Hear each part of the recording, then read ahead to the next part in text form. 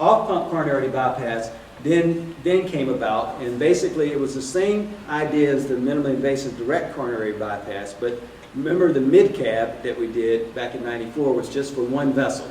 That's all we could do. And most people that needed surgery needed more than one vessel bypass. So op-cab was developed, and this is a schematic of that, where the heart is suspended. This is the apex of the heart. Patient's head is up here, patient's feet are down here. This is through the middle of the chest now, going back through that midline sternotomy. And here you see a fancy version of that tuning fork that we saw before to stabilize the heart. And this technique allowed us to look at to expose all the vessels and do multiple bypasses on the beating heart. And this is an actual operation being done here, where the heart is sitting up with the apex flipped up. Patient's head is this way, feet would be down here. This is on the bottom surface of the heart. This is one of the arteries that we would do a bypass on, called a posterior descending coronary artery. And we'd make a cut in this little artery, and then in this particular operation, a radial artery is being utilized to connect to the opening in this posterior descending coronary artery on the bottom of the heart. Unfortunately, if the lights were down, they could see this a little better. So here you see the radial artery being prepared. This is the artery from the arm. You know, when you feel your pulse, that's your radial artery. And most people can live without it. And we'll take that and then connect it hand sewn to the end of this artery here.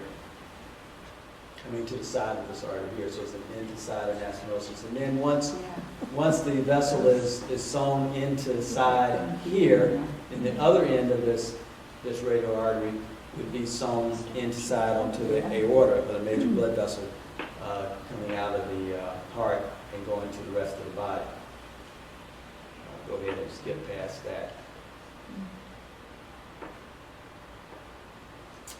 So, when we did that, we found out that it was a good technique and that it didn't impair, in experienced hands, it didn't impair how long the bypass graft stayed open, and it decreased a lot of those inflammatory reactants that we mentioned before for heart-lung machine. It had a decreased blood transfusion rate and a decreased length of stay for hospitalization.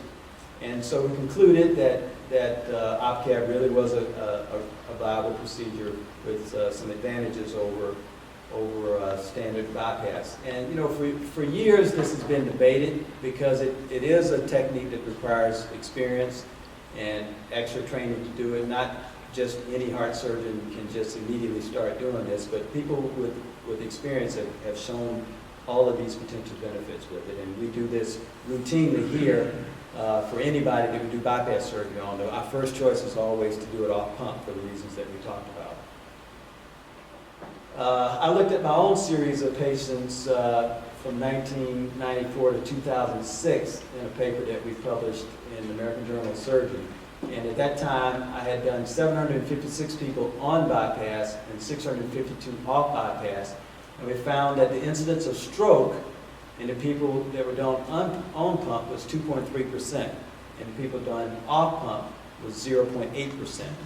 And when we looked at the comparison, compared these populations to each other in terms of the individual's risk factors, pre-existing risk factor for stroke, the people who had the highest risk for stroke were actually in this group of patients. So even though they were predicted to have a much higher incidence of stroke because they had pre-existing problems, their results were much better.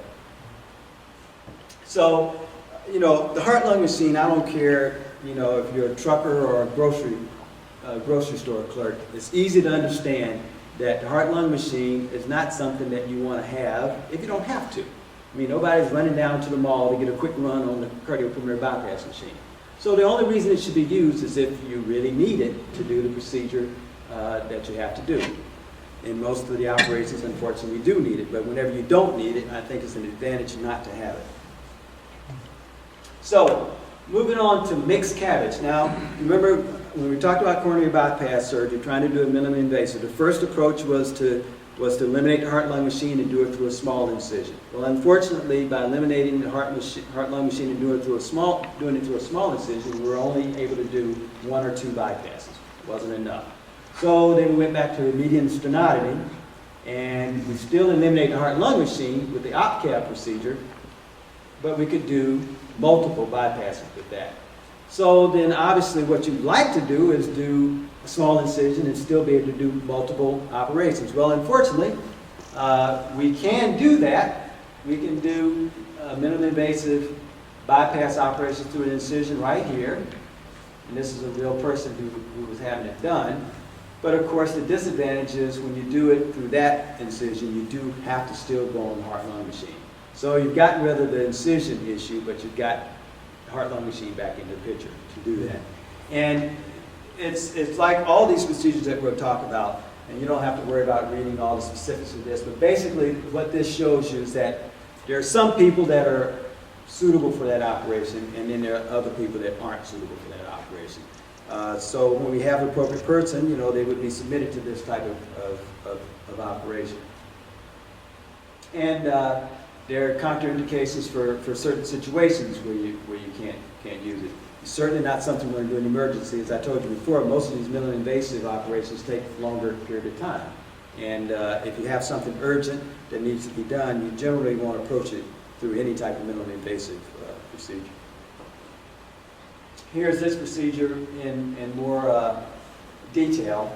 The incision is made here, small retractor is placed in. It's connected to a pulley system that actually lifts the chest wall up. So you actually move the chest wall over the heart to get get closer to the aorta when you need to, or closer to one of the other vessels when you need to, since you can only move the heart so much while it's still attached to the chest. And then, just as in the op-cap procedures and mid-cap procedures, there's a stabilizer. You see this, there's the tuning fork again, but now the tuning fork comes through a small port in the side of the chest. And then this is a positioner that attaches to the apex of the heart so you can sort of move it around. So, technology keeps advancing, and of course, as I mentioned before, you still have to go on the heart-lung machine. And when we do this, we generally place the patient on the heart-lung machine through cannulas placed in the artery, in the vein, and in the leg.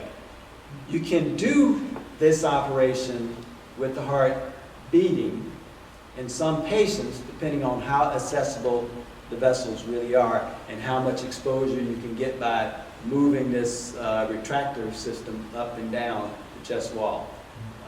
But in the more common or more difficult cases, you'd want to go on the heart-lung machine as well. And that will be the final result. Now, looking at the development of coronary artery bypass surgery. So, if you look at the size of the incision, this is in centimeters, the size of the incision, and you plot it against how much it costs, how much training you need, and how much OR time it takes, then you find out through a standard sternotomy, you have the least amount of operative time, you have the least amount of training of a big team, you have the least amount of startup costs. But as you proceed to smaller incisions, all the way down to robotics, things get hairier and hairier. They get more expensive, the operations get potentially longer, and you have greater training requirements for the whole team to do it.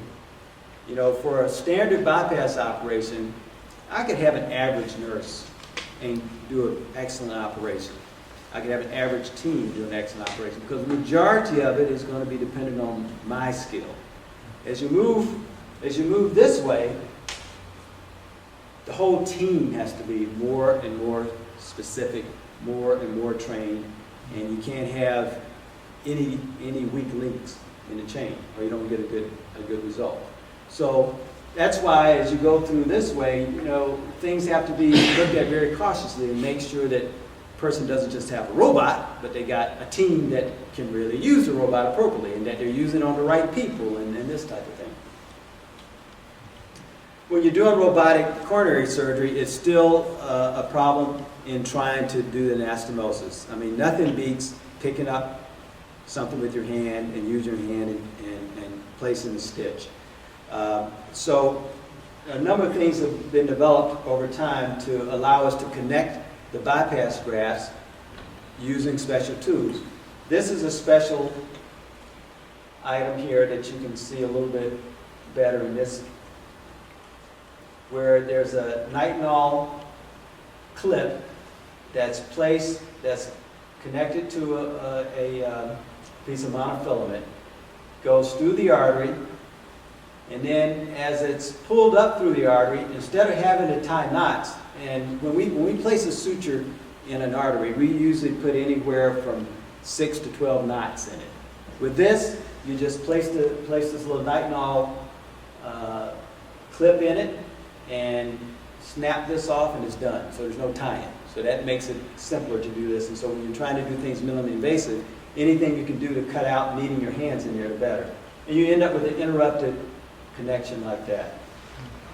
Another idea that came about but has not flown, but it was a pretty fancy idea in Europe, was this magnetic device for connecting the vessels. And there's these tiny little magnets, and you stick one on one side of the vessel and the other on the other side, and it just connected together. And I guess it didn't work as well as it looks like it would, because otherwise we'd be using it, but it was a neat idea. Of all the minimally invasive things that we have done, you know, I told you earlier that the optimal minimally invasive cardiac procedure had to have certain characteristics. It had to not only have a small incision, but it had to decrease complications, it had to be able to mimic what you do in the open operation, all those types of things. Well, of all the minimally invasive things we've done, this is the closest to that ideal. And this is the vein harvesting equipment that we use now. The endoscopic saphenous vein harvesting is shown here. Here's a small incision that's made in the leg right at the level of the knee. And here's the vein through the scope, seen here. And under endoscopic visualization, just sort of separate the fat away from the vein. And then ultimately, you can divide the vein at the level of the thigh, and then divide it further down the ankle. And you know, this thing can be done, this procedure can be done in expert hands 15 minutes or so. And if you got the idea of that, I'll skip on to the next part of time. But this is a comparison. Here's a gentleman I operated on who had bypass surgery done back in, I think it was 1989. And they had harvested saphenous vein from his leg to put a bypass, and the incision went from his groin all the way down to his ankle. And there's still places that use this type of incision. In Everett, they still use multiple open incisions all the way from the knee to the groin. Well, when he came to me for his reoperation, this was, you know,